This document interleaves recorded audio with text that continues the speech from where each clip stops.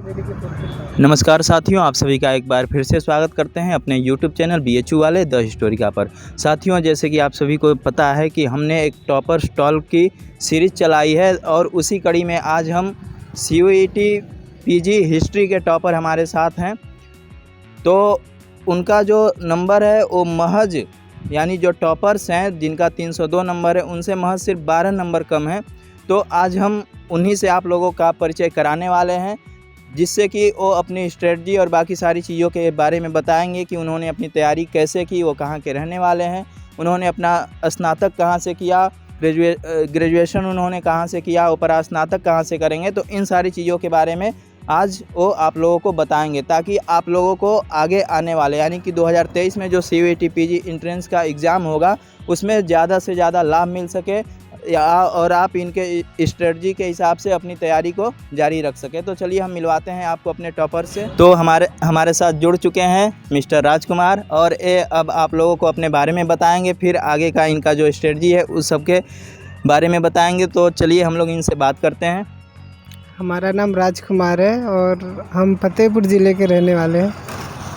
अच्छा, राजकुमार फतेहपुर ज़िले के रहने वाले हैं। राजकुमार जी, आपने अपना जो ग्रेजुएशन की पढ़ाई की थी वो कहाँ से की थी?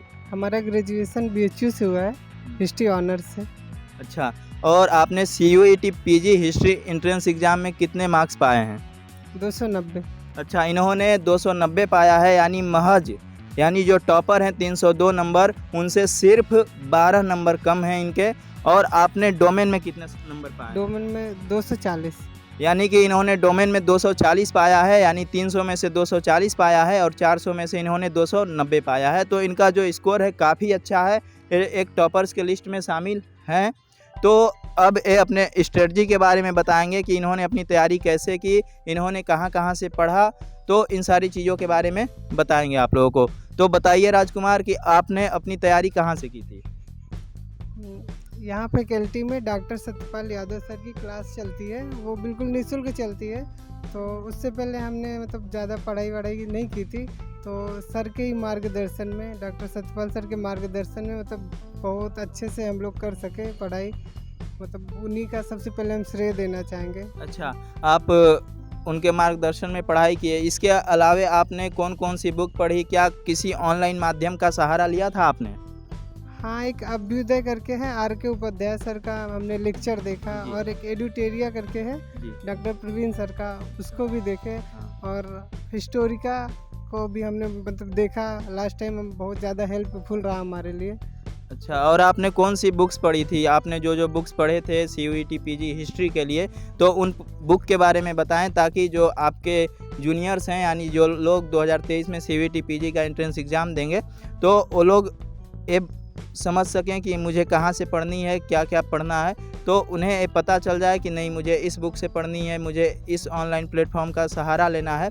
तो आप इसके बारे में बताएं। डिस्क्रिप्टिव बुक के लिए हमने आर्या पढ़ी। आर्या में लगभग सब कुछ शामिल हो जाता है। और ऑब्जेक्टिव के लिए एक उसमें डिस्क्रिप्शन टाइप की बुक थी अरिहंत की, हमने वो पढ़ा। और डॉक्टर सत्यपाल यादव सर की एक बुक है इंडिया प्लस, उसको हमने कम से कम 5-6 बार प्रैक्टिस की बाद में, जिससे बहुत सारे क्वेश्चन भी आए थे। तो वो बुक हमारे लिए बहुत हेल्पफुल रही। लास्ट टाइम उसे कम से कम 4-5 बार अगर पढ़ लेंगे तो आप अच्छा स्कोर कर पाएंगे। अच्छा, तो आप अपने विद्यार्थियों को यानी कि जो आपके अनुज हैं, जो आपके जूनियर हैं, उनको क्या सलाह देना चाहेंगे कि वो लोग अपनी तैयारी कैसे करें? तो हमारे हिसाब से तो उनको सबसे पहले देखना चाहिए कि सिलेबस क्या है, तो सिलेबस के अनुसार उन्हें तैयारी करनी चाहिए। और एक जो कंटिन्यूटी है वो उसे बनाए रखना चाहिए। ऐसा नहीं है कि कुछ दिन पढ़े कुछ दिन नहीं पढ़े। हाँ, बीच में कुछ लोग पैसे पढ़ के फिर छोड़ देते हैं, फिर पढ़ते हैं, तो ऐसे रेगुलरिटी नहीं बन पाती है। तो रेगुलर रहना है। अगर रेगुलर आप रहेंगे, रेगुलर सिलेबस वाइज पढ़ते हैं, तो आपके मार्क बहुत अच्छे आएंगे। हाँ, और जिन्होंने ग्रेजुएशन में अपनी पढ़ाई अच्छे से कर ली हो, सिलेबस के हिसाब से कर ली हो, तो फिर PG के लिए उतनी तैयारी करने की ज़रूरत नहीं पड़ती है। आप कुछ लेक्चर्स को देख सकते हैं, या फिर आप उसके हिसाब से कुछ बुक्स को पढ़ सकते हैं, अगर आपने ग्रेजुएशन की पढ़ाई अच्छे से की हो। तो आप इसका श्रेय किसको देना चाहते हैं? आपका श्रेय तो सबसे पहले आपकी मेहनत होगी, क्योंकि आपने खुद से बहुत ज़्यादा मेहनत किया होगा, तब आपके इतने अच्छे नंबर आप आए हैं। इसके अलावे आप किसको धन्यवाद बोलना चाहेंगे?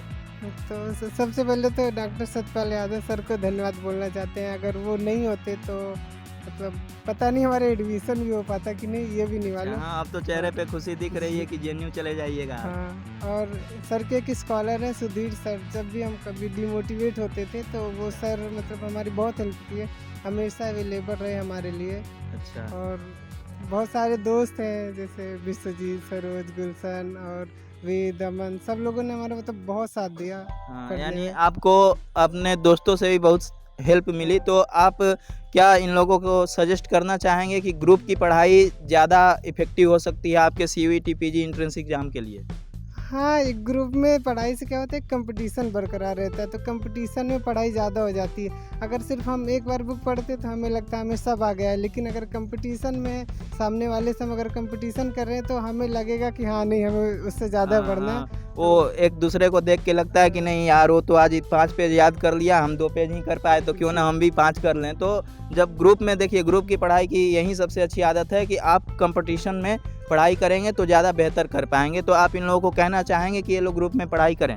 हाँ, ग्रुप में डिस्कशन कर सकते हैं, जो ज़्यादातर मतलब करते नहीं है लोग, तो कम एक मतलब कोई क्लास होनी चाहिए, जैसे सत्यपाल सर यादव की क्लास थी तो वहाँ बच्चों से प्रश्न पूछे जाते थे, तो एक वो मतलब सम्मान टाइप का रहता था कि जो बताते थे उन्हें ज़्यादा मतलब, तो इस वजह से काफ़ी पढ़ाई हो जाती थी हम लोगों की हाँ, बहुत तो अच्छे से। साथियों, अभी तक ये जो प्लेटफॉर्म था वो ऑफलाइन था और बहुत कम में सीमित था, यानी कि बहुत कम ही बच्चे जो काशी हिंदू विश्वविद्यालय के मेन कैंपस के बच्चे थे वही इसमें शामिल हो पाते थे। लेकिन अब हम लोग इस मुहिम को अपने ऑनलाइन प्लेटफॉर्म बीएचयू वाले द हिस्टोरिका पर लेकर आ चुके हैं और जल्द ही हमारे द्वारा सीयूईटी पीजी के एंट्रेंस एग्ज़ाम से संबंधित लगभग विषयों की जो तैयारी है वो शुरू कराई जाएगी। अभी हम लोग पहले एमए हिस्ट्री और एआईएससी के लिए करेंगे, इसके साथ ही अन्य भी विषयों की तैयारी शुरू कराई जाएगी। तो आप लोग जुड़े रहिएगा हमारे चैनल द हिस्टोरिका से।